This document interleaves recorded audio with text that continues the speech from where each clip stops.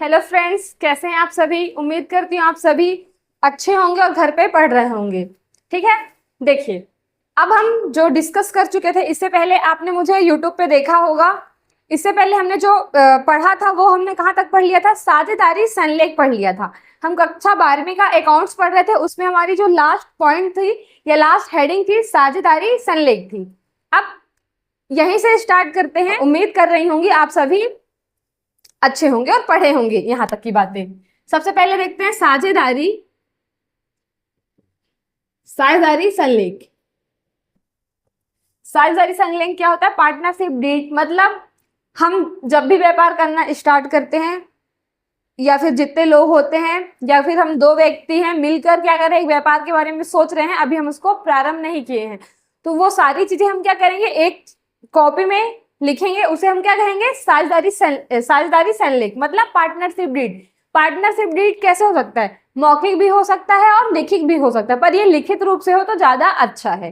ठीक है, मतलब ज्यादा श्रेष्ठ हम किसे देंगे, ज्यादा महत्व हम किसे देंगे? जो हमारी लिखित बातें होंगी, क्योंकि लिखित होगा तो हमारे पास एक प्रूफ रहेगा, साक्ष्य रहेगा कि हमने ये बात की थी, हम किस अनुपात में आपको पैसे देंगे, कौन कितनी पूंजी से आएगा, अगर नए साझेदार भी आ रहा है तो वो कैसे आएगा, नए साझेदार जा रहे हैं तो वो कैसे आएगा, फर्म क्या होगा, फर्म के नाम क्या होंगे, कितने व्यक्ति होंगे, लाभ हानि अनुपात क्या होगा, या फिर किसी अन्य विधि से ज्ञात करेंगे। ठीक है, ये सारी चीजें हम क्या करते हैं, साझेदारी संलेख में लिख के रखते हैं। एक रूल बुक होती है, उसके अंदर हम सारी बातें को नोट करते हैं। ठीक, अब हम इसी में देखेंगे।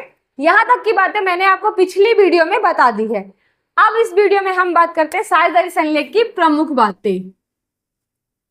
प्रमुख बातें, ठीक। अब प्रमुख बातें क्या क्या होती हैं, सबसे पहले देखिए, इसके कम से कम 20 प्रमुख बातें हैं, 20 से 25। ये वीडियो ज्यादा लॉन्ग नहीं होगी, यहाँ पे मैं आपको 10 से 12 टॉपिक हेडिंग बता दूंगी। ठीक है, चलिए स्टार्ट करते हैं। सबसे पहले हम यहाँ पे देख रहे हैं साझेदारी फर्म का नाम, मतलब जो हमारा पहला है फर्म का नाम।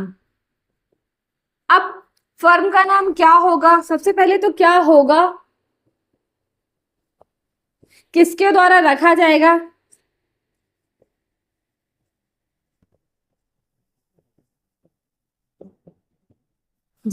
और ये क्या होना चाहिए, केंद्रीय या राज्य का समर्थन ना हो। मतलब साझेदारी फर्म, मतलब जो हमारा बिजनेस होगा उसका नाम क्या होगा, किसके द्वारा रखा जाएगा, केंद्रीय या राज्य का उससे समर्थन प्राप्त नहीं होना चाहिए, या फिर ऐसा कोई नाम नहीं होना चाहिए। जैसे कि एक देखिए, साझेदारी फर्म का क्या नाम होगा, या ये नाम किसके द्वारा रखा जाएगा। सबसे पहले फर्म का नाम क्या होगा, ये आप लोग मिलकर डिसाइड कर सकते हैं, जितने भी फर्म है, ठीक, कि नाम क्या होगा। फिर किसके द्वारा रखा जाएगा, कोई एक भी रख सकता है या फिर पूरे पार्टनर्स मिलके भी कोई एक नाम रख सकते हैं। ठीक, और ये क्या लिखा है, केंद्रीय या राज्य का समर्थन ना हो। मतलब नाम ऐसा होना चाहिए जिससे ये नहीं लिखना चाहिए कि भारत सरकार का आपको पास समर्थन प्राप्त है। बीजेपी कंपनी के नाम से आपने, बीजेपी नाम से आपने क्या किया है, अपने कंपनी या अपने व्यापार का नाम रख दिया है, ऐसा नहीं होना चाहिए। ठीक ना। और फोर्थ क्या होना चाहिए, पंजीकृत होना चाहिए। पंजीकृत होना चाहिए। सबसे पहले आपकी जो कंपनी है रजिस्टर होनी चाहिए, पंजीकृत होनी चाहिए। उससे क्या होगा, एक एग्जांपल देती हूँ, अगर आपकी कंपनी पंजीकृत होगी तो आपकी कंपनी का जो लोगो होता है, आपकी कंपनी का जो नाम होता है, वो कोई और कंपनी नहीं चुरा सकता। और हमारे फर्म का नाम या फर्म का लोगो भी ऐसा होना चाहिए कि इससे पहले भी व्यापार हो रहे हैं, सबने पंजीयन कराया होगा, उस व्यापार से मिलता जुलता नहीं, कंपनी या व्यापार के नाम से या उसके लोगो से आपका व्यापार आसपास भी मिलता जुलता नहीं होना चाहिए, नहीं तो क्या होगा, आपके ऊपर कानूनी कार्यवाही हो सकती है। अगर किसी से मिल गया तो आपका जो बिजनेस है वो बंद हो सकता है, या फिर बिजनेस के जितने भी लोग हैं वो अंदर भी जा सकते हैं। ठीक है, यहाँ पे जैसे एग्जांपल देती हूँ, हमारी संस्था है क्या, कौन सी हमारी संस्था, वीएस क्लासेस। हमारी संस्था का नाम क्या है, वीएस क्लासेस।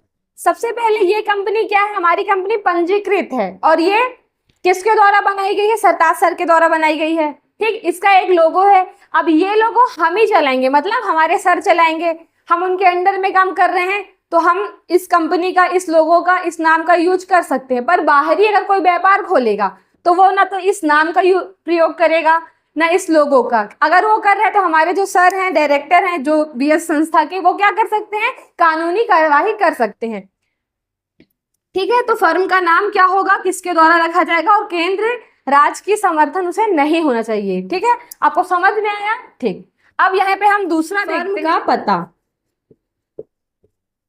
फर्म का पता, अब फर्म का पता क्या होना चाहिए, मतलब फर्म का एड्रेस क्या होगा। देखिए, जब भी आप फर्म का नाम रखने जाएंगे, पंजीयन कराने जाएंगे, तो आपको वहां पे फर्म का जो एड्रेस है वो मेंशन करना पड़ेगा कि आपका जो व्यापार है वो किस क्षेत्र में है, उसकी जगह क्या है।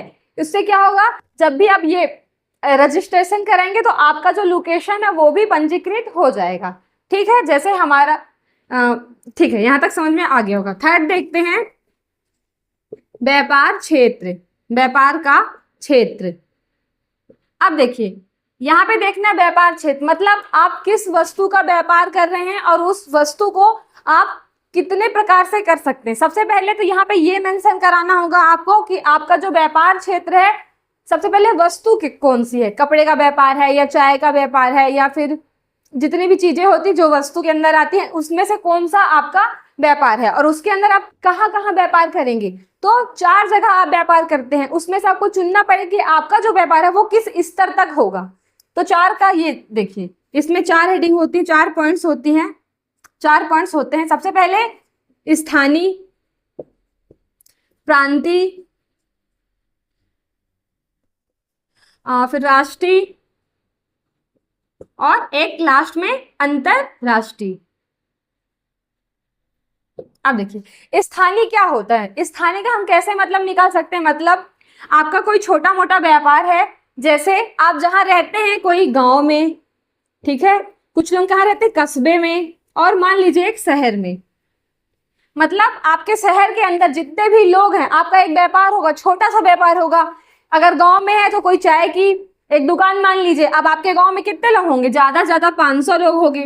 तो आपका यहाँ पे दायित्व क्या होगा कि आप, अगर आपकी चाय की दुकान है तो आप क्या करेंगे, उतना ही दूध लाएंगे, उतनी ही शक्कर लाएंगे, उतनी ही चीनी लाएंगे जो खराब ना हो। ठीक है, और उसमें क्या हो, 500 लोग को आप दिन में 2 टाइम चाय पिला सके। तो ये स्थानीय व्यापार क्या होता है, छोटा व्यापार होता है, जिसे आप कहाँ कर सकते हैं, गांव में कर सकते हैं, कस्बे में कर सकते हैं और शहर में कर सकते हैं। ठीक है, अब देखते हैं हम प्रांतीय। अब जो प्रांतीय क्षेत्र होता है वो क्या होता है, व्यापार में प्रांतीय क्षेत्र क्या होता है, मतलब यहाँ पे बोल रहा है कि आप किसी एक राज्य में व्यापार कर सकते हैं। अब राज्य कौन सा होगा, देखिए, आप जिस जगह भी रह रहे हैं, चाहे आप एमपी से हो, यूपी से हो, महाराष्ट्र से हो, सीजी से हो, गोवा से हो, भारत के अंदर जो कोई भी, जहां आप रह रहे हैं, कोई किसी एक राज्य में आपका व्यापार उस पूरे जैसे अब मैं एमपी में रह रही हूँ तो मेरा उद्देश्य क्या होगा व्यापार को लेके कि जो मेरा व्यापार है पूरे एमपी में फैला हो, जो मेरी व्यापार की वस्तु है उसे सारे एमपी के जो वासी हैं वो क्या करें, पसंद करें, मुझसे व्यापार करें। ठीक है, यहाँ तक की चीजें आपको समझ में आ गई। प्रांतीय यानी क्या होता है, किसी एक राज्य में व्यापार करना। अब देखते हैं राष्ट्रीय। राष्ट्रीय क्या होता है, मतलब ये कह रहा है कि आप जिस देश में हैं, ठीक है, उस देश के अंदर, मतलब सीमा के अंदर कोई व्यापार करें। अब देश में सारे स्टेट आ जाते हैं, मतलब प्रांत आ जाते हैं। अब उस प्रांत के अंदर आप कहीं भी व्यापार कर सकते हैं। आप एमपी में व्यापार कर सकते हैं, यूपी, सीजी, गोवा, महाराष्ट्र, राजस्थान, सारी जगह पे आप व्यापार कर सकते हैं। पर कंडीशन क्या होनी चाहिए, देश के बाहर आप व्यापार नहीं कर सकते, देश के सीमा के अंदर ही आप अपना व्यापार करेंगे। ठीक है, लास्ट देखते हैं जो है अंत, जैसे राष्ट्रीय व्यापार का एग्जाम्पल देती हूँ, जैसे पतंजलि कंपनी। ठीक है, ये क्या करती है, भारत देश के अंदर व्यापार कर रही है। और हम इसमें कोई, जैसे अमूल जो दूध है वो क्या कर रहा है, भारत देश के अंदर ही अपना सप्लाई करता है। ठीक है, उम्मीद कर रही हूँ आपको यहाँ तक की बातें समझ में आई होंगी। 4th देखते हैं अंतरराष्ट्रीय। मतलब अंतरराष्ट्रीय मतलब आप समझ लेंगे, एक आप दूसरे देश में भी कर सकते हैं। आप भारत की सीमा के बाहर भी आप व्यापार कर सकते हैं। जैसे एग्जाम्पल अमेजोन क्या करता है, उसमें सारी चीजें, आप सारी वस्तु आपको उपलब्ध होती है, और अमेजोन कंपनी सारे जगह में चलती है, मतलब देश के बाहर भी कई देशों में चलती है। ठीक है, एक और एग्जाम्पल बताती हूँ, जैसे आप ले लीजिए टाटा ले लीजिए। जो टाटा की कंपनी है क्या है, अंतरराष्ट्रीय व्यापार करती है। मतलब जो टाटा का व्यापार क्षेत्र है वो कैसा है, अंतरराष्ट्रीय है। ये सारी चीजें जब आप रजिस्ट्रेशन कराने जाएंगे, मतलब फर्म का नाम और पंजीकृत कराने जाएंगे, तो आपको बताना पड़ेगा व्यापार का क्षेत्र में कि आप इनमें से कौन कौन सा व्यापार क्षेत्र चुनना चाहते हैं, वो लिखवाइए। ठीक है, यहां तक की बातें आपको समझ में आई हैं? ठीक है, 4th नंबर देखते हैं। यही देख लेते हैं 4th नंबर, सॉरी 4th देखते हैं हम, साझेदारों का नाम व पता। अब देखिए जो हमारा 4th होगा प्रमुख बातें। अब देखिए साझेदारों का नाम हुआ पता। अब देखिए आपकी कंपनी है, 2 लोग हैं, 3 लोग हैं, 4 लोग, आप क्या करते हैं, सबका एक नाम रखते हैं, डिटेल रखते हैं, फोन नंबर रखते हैं, वो कहाँ से आ रहे हैं, उनकी पूंजी कितनी है, ये सारी चीजें आप क्या करेंगे, लिख के रखेंगे। अब ऐसे ही कोई बड़ी सी कंपनी है, उसके अंदर मान लीजिए 100 लोग हैं, 100 है, 50 हैं, ठीक है। साझेदारी अधिनियम 1932 के अनुसार, ठीक है, क्या है, ज्यादा जनसंख्या कितनी होनी चाहिए, 2 होनी चाहिए, और कम से कम कितनी होनी चाहिए, 50 होनी चाहिए। 50 के अंदर जाएगी तो भारतीय साझेदारी अधिनियम 1932 के अनुसार वो लीगल नहीं होगी, क्या हो जाएगी, वो अवैध घोषित हो जाएगी। मतलब संख्या हम यहाँ पे 50 ही लेते हैं। 50 में क्या होना चाहिए, वो सब लोगों का नाम होना चाहिए, कहाँ से आ रहे हैं, और उनका पता होना चाहिए, फोन नंबर होना चाहिए। ये सारी चीजों का एक रजिस्टर में लिखित रूप से आपके पास साक्ष्य होना चाहिए। मतलब आपकी कंपनी है, ये वाला जो पोर्शन है साझेदारों का नाम हुआ पता, आप क्या करेंगे, लिख के रखेंगे। ठीक है, ऐसा नहीं है कि अब 20 साझेदार है तो कौन करेगा ये काम। ये सारी चीजें क्या करते हैं, हम किसी एक व्यक्ति को बोल देते हैं कि आप कोई पार्टनर से आएगा तो आपका ये काम है, आपका ये काम है। मतलब साझेदारी हम इसीलिए करते हैं कि हमारे जो दायित्व है वो कम हो जाए। 4 लोग रहेंगे तो 4 प्रकार के काम कर सकेंगे और सभी एक एक प्रकार के काम कर सकेंगे। ठीक है, एकल व्यापार में क्या होता है, सारा लोड एक व्यक्ति को होता है, पर साझेदारी में सारा लोड एक व्यक्ति को नहीं होता, उसके पास वर्क लोड होता ही नहीं है, बहुत कम होता है, क्योंकि यहाँ पे 4 लोग हैं, 4 प्रकार से दिमाग है, 4 हाथ पैर है, सारे काम क्या हो जाएंगे, इजिली हो जाएंगे और अच्छे से हो जाएंगे। ठीक है, 5th हम देखते हैं नए साझेदार। नए साझेदार, अब देखिए नए साझेदार, ठीक ना, नए साझेदारों का प्रवेश। अब देखिए मान लीजिए आपकी कंपनी, नए साझेदारों का प्रवेश, आपकी कंपनी है 2 साल चल गई है, अब वो क्या करी, अच्छा है, मतलब उसके जो पोजीशन है और भी अच्छी हो जा रही। अब तुमको लग रहा है हमको एक और कमरा बनवाना है, तो उसमें क्या करोगे तुम, अब कमरे बनवाने, तुमको क्या चाहिए, कैपिटल चाहिए, मतलब पूंजी चाहिए। अब पूंजी के लिए क्या करोगे, हो सकता है तुम अपनी कंपनी में ऐसे कुछ ऑफर कर दो कि अब अभी हमको पैसे चाहिए, तो कोई व्यक्ति हमें ज्वाइन करना चाहता है, या फिर कोई व्यक्ति अपने से आपकी कंपनी में पैसा लगाना चाहता है, तो उसके लिए क्या करेंगे, हम नए साझेदार को प्रवेश देंगे। अब प्रवेश में कुछ विधियां होंगी, क्या क्या होंगी, कि अगर कोई नया व्यक्ति आएगा, कितने पैसे लेके आएगा, मतलब पूंजी कितने लेके आएगा, हो सकता है पूंजी ना लेके आए, प्रॉफिट होगा तो उसको कितना हम शेयर देंगे, मतलब अंश देंगे, सेम अनुपात में बांटेंगे या नहीं बांटेंगे, ये सारी चीजें क्या करेंगे, पहले से लिख के रखेंगे। और इसके ये जो नया साझेदार रहेगा उसे आप अपनी पूरी टर्म कंडीशन, शर्तें कि आपको क्या करना है, कितने पैसे में आना है, कब जाना है फर्म से, फर्म में किस चीज में आप काम करेंगे, आपका विशेष क्या, आप कंप्यूटर चला लेते हैं, व्यापार कर लेते हैं, मार्केटिंग अच्छे समझते हैं, ये सारी चीजें हम उससे पूछेंगे और लिखेंगे कि आप कौन कौन सा काम कर सकते हैं। ठीक है, अब हम यहाँ पे देखते हैं 6 नंबर, साझेदारों की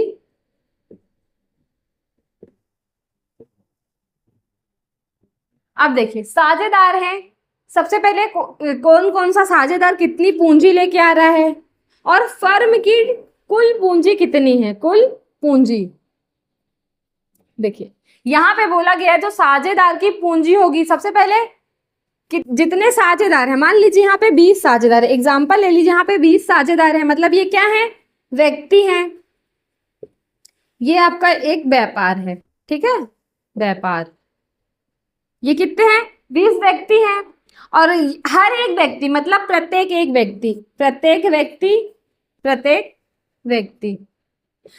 व्यक्ति कितनी पूंजी लेके आ रहा है, हम मान लेते हैं यहाँ पे 10,000 वो लेके आ रहा है। अब देखिए एक व्यक्ति 10,000 लेके आ रहा है, तो 10 व्यक्ति कितने आ जाएंगे, 1 लाख ला देंगे। यहाँ पे 20 लोग हैं, मतलब 2 लाख हमारे पास क्या हो जाएगा, पूंजी हो जाएगी। तो कुल पूंजी कितनी है हमारी, कुल पूंजी 2 लाख है। हमारी जो कुल पूंजी है व्यापार की वो 2 लाख है, और प्रत्येक व्यक्ति 20-20 हजार लेके आ रहे हैं। ठीक है, ये होगा इसके अंदर कि साझेदार की पूंजी और कुल पूंजी कितनी है। ये सारी चीजें आप देख लीजिए। यहाँ पे अगर कोई व्यक्ति प्रवेश लेगा, जो मैंने इससे पहले बताया, हम उसको दिखाएंगे ये सारी चीजें कि कोई व्यक्ति आया था, ये जब हमने व्यापार चालू किया था तो हमारी प्रत्येक व्यक्ति पूंजी 20 थी, आप उससे 20 लेना चाहते हैं या 25 लेना चाहते हैं, ये आपके ऊपर डिपेंड है, क्योंकि रूल्स किसके चलेंगे, जो पहले से ऐड है। ऐसा तो नहीं कोई नया आ जाएगा आपके बिजनेस में और उसके रूल्स चालू हो जाएंगे। ये हो सकता है कि आप लोग बिजनेस अपना उसको बेच रहे हैं कि अब हम नहीं, हम जाना चाहते हैं, तो वो रूल्स कर सकता है, पर इतना रूल्स वो आते आते ही नहीं करेंगे क्योंकि उसको अभी हमारे व्यापार के बारे में उतना पता ही नहीं है। तो ये जो होता है 60,000 की पूंजी, सबसे पहले प्रत्येक व्यक्ति कितनी पूंजी लाया है ये आपको पता होना चाहिए, और प्रत्येक पूंजी में से कुल पूंजी कितनी है। ठीक है, अब हम देखते हैं 7वां नंबर, फर्म में व्यवसाय की प्रकृति। अब देखिए, फर्म में व्यवसाय की प्रगति देखिए, मतलब फर्म के प्रकार। ठीक है, हम क्या देखेंगे, फर्म के प्रकार देखेंगे, और क्या देखेंगे, थोक व्यापार या फुटकर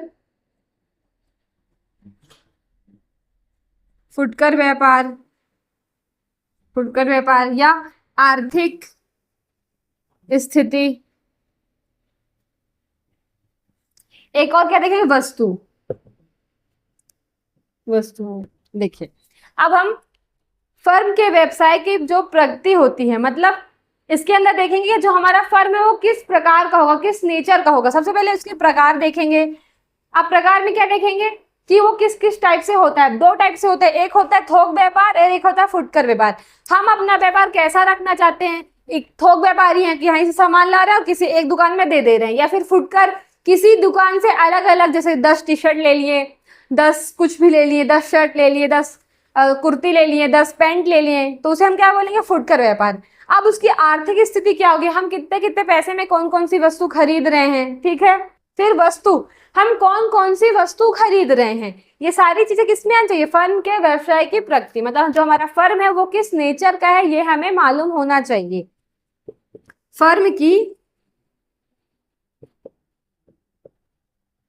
अब हम यहाँ पे देखेंगे फर्म की अवधि क्या होती है। अवधि देखिए, अब अवधि में भी हम 2 टाइप से अवधि देखेंगे, एक होता है ऐच्छिक और एक होता है अनिश्चित। देखिए ऐच्छिक कैसे होगा, देखिए जब भी हम 5 व्यक्ति हैं, मान लीजिए किसी व्यापार चला रहे हैं, हम 5 व्यक्ति हैं, कोई एक भी व्यापार चला रहे हैं, 5 लोग मिलके, तो हम क्या करेंगे कि हम 5 साल तक व्यापार करेंगे, उसके बाद हम इसे बंद कर देंगे। ये हमारा क्या हो जाएगा, निश्चित टाइम पीरियड हो जाएगा। ठीक है, निश्चित समय हो जाएगा, निश्चित अवधि हो जाएगा, क्योंकि हम यहाँ पे क्या कर रहे हैं, 5 साल के लिए कार्य कर रहे हैं। मान लीजिए ऐसा कोई, अगर हम व्यापार कर रहे हैं, जैसे चाय बनाने का हम व्यापार कर रहे हैं, तो अब हम लोग क्या कर देंगे, 5 साल तक अगर हम लोग पढ़ाई करते करते, चलो हम कुछ साइड में काम करते हैं, और पढ़ाई करने के दौरान क्या हो गया, हमारा सिलेक्शन हो गया, तो अब हमें यहाँ पे क्या करना पड़ेगा, अपने सिलेक्शन में जाना पड़ेगा, दूसरे जगह जाना पड़ेगा, तो हम अपना व्यापार छोड़ भी सकते हैं किसी के लिए, या फिर वहां से निकल सकते हैं, या फिर ये जो फिक्स अवधि होती है कि हम 5 साल तक ही करेंगे, भला ही हमारी जॉब लगे, हम पढ़ाई करें या नहीं करें, पर हम जो व्यापार है वो 5 साल तक ही करेंगे। ठीक है,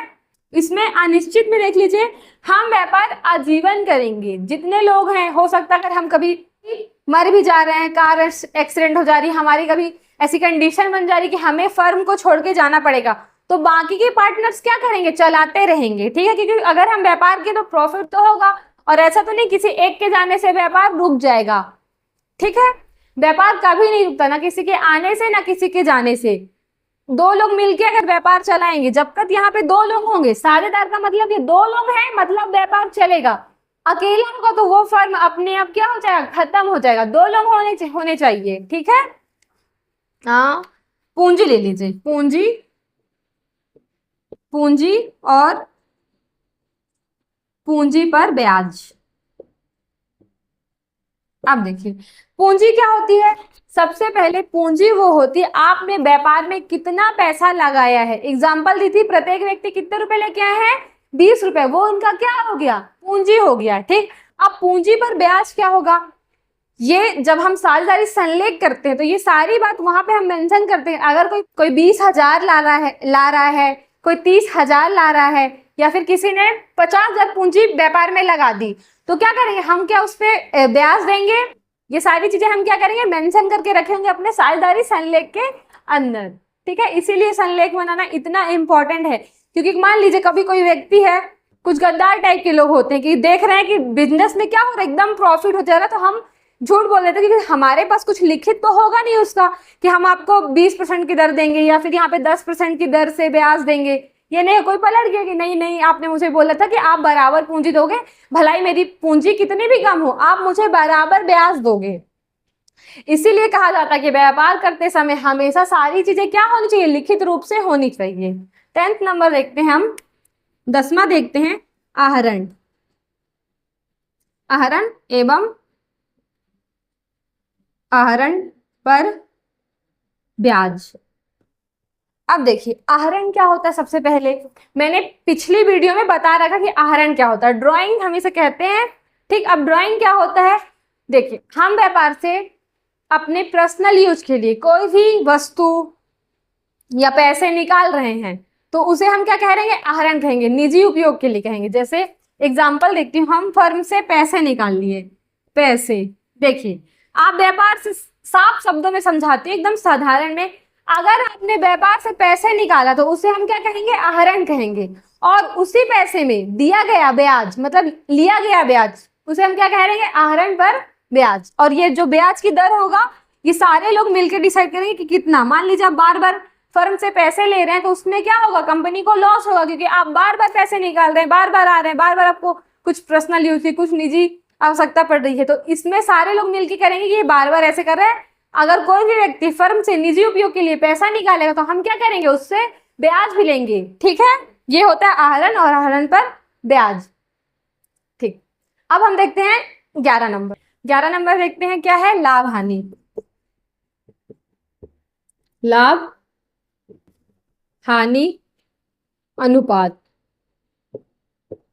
अब देखिए लाभ हानि अनुपात मतलब आप कंपनी में जितने भी प्रॉफिट हो रहे हैं, लॉस हो रहे हैं, उसे किस अनुपात में, किस रेशियो में बांटेंगे, ये सारी चीजें लिखित होनी चाहिए। ठीक है, मान लीजिए अगर ऐसा हो कि जो जितनी पूंजी लाया है, पूंजी के हिसाब से आप क्या कर रहे हैं, अनुपात कर रहे हैं, मतलब पूंजी के हिसाब से आप क्या करेंगे, प्रॉफिट लॉस करेंगे, या फिर 1:1 में करेंगे, मतलब बिजनेस के अंदर जितना भी प्रॉफिट हो, नुकसान, आप क्या करेंगे, उन सबका जो भी है बराबर बराबर हिस्सों में बांटेंगे, या फिर किसी अन्य विधि से लाभ हानि का विभाजन किया जाएगा। इसी में देखते हैं वेतन और कमीशन।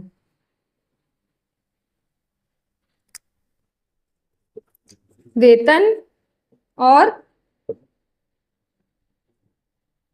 कमीशन। अब देखिए वेतन क्या होता है, कमीशन क्या होता है। देखिए वेतन क्या होगा, हम फिक्स कर देंगे कि अगर महीने में क्या करेंगे, हम आपको 10,000, 15,000, 3,000, 2,000, अगर आपका छोटा मोटा व्यापार है 2,000, 3,000, 5,000, अगर आपका बड़ा व्यापार है तो 20,000, 30,000, हम आपको क्या देंगे, वेतन देंगे। अब देखिए कमीशन क्यों देते हैं, मान लीजिए सभी साझेदार क्या करते हैं, हर कोई एक एक काम करता है और उस काम को क्या करता है, अच्छा करता है। अब किसी ने क्या किया, अपने काम को कुछ ज्यादा अच्छा कर दिया, मतलब उसका टारगेट था कि आपको 20 वस्तु मार्केट में बेचनी है, उसने क्या किया, अगर वस्तु इतनी अच्छी लाई, उसका एड इतना अच्छा किया कि 30 व्यक्ति उसकी वस्तु को खरीद लिए, तो उसको क्या करेंगे, सब मिलके कमीशन देंगे। ठीक है, उसे हम कमीशन कहते हैं। तो यहां तक की चीजें आपको समझ में आई होगी कि साझेदारी संलेख की प्रमुख बातें क्या होती है। कुछ और भी बचे हैं, मैं उनको बाद में बताऊंगी। कुछ और भी हैं, हम उसको बाद में उसकी डिटेल्स देखेंगे। तो ये वीडियो आपको पसंद आई होगी तो लाइक कीजिए, सब्सक्राइब कीजिए और ऐसे ही हमारे YouTube चैनल में बने रहें। Thank you.